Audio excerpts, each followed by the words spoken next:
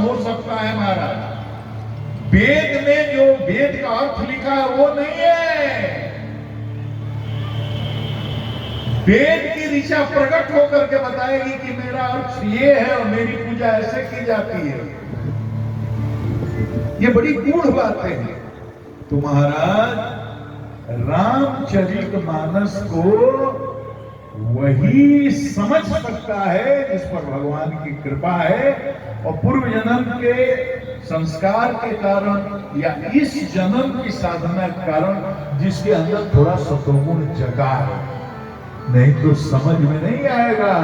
तब तो ढोल गवार शुद्ध पर्सनालिटी पकड़ करके पॉलिटिक्स कीजिएगा, भले अनर्थ का अनर्थ कीजिएगा, वो बात अलग है।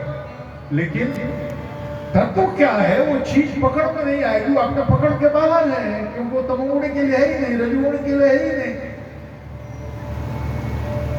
ये तो संतों के लिए है जो अपना कल्याण करना चाहते हैं, जो पशुवत जीवन नहीं जीना चाहते, जो अपना अंतिम लक्ष्य प्राप्त करना चाहते हैं, परम धाम जाना चाहते हैं।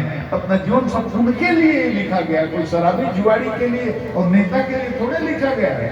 जय हो। तो महाराज ये है रामचरितमानस।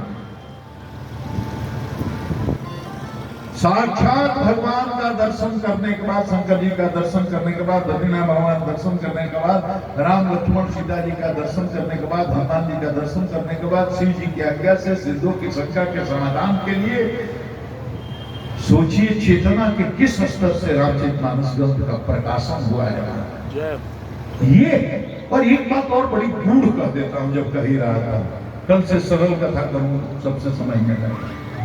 ये प्रेमानंद प्रदान करने वाली कथा है। जय हो। 3 तरह के आनंद है।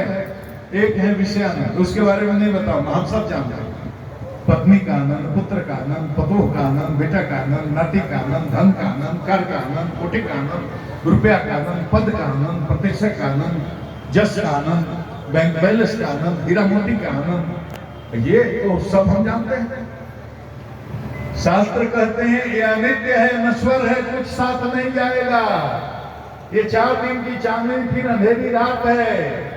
इतने तुम्हारे जैसे आए भाई, कोठीकार बंगले, करोड़पति, अरबपति, करोड़पति, अभी नाली के कीड़े बन के अनंत काल से नरक में पड़े हुए हैं। कितने आए, कितने गए, तुम मैं कोई इकलौते थोड़े ही हो।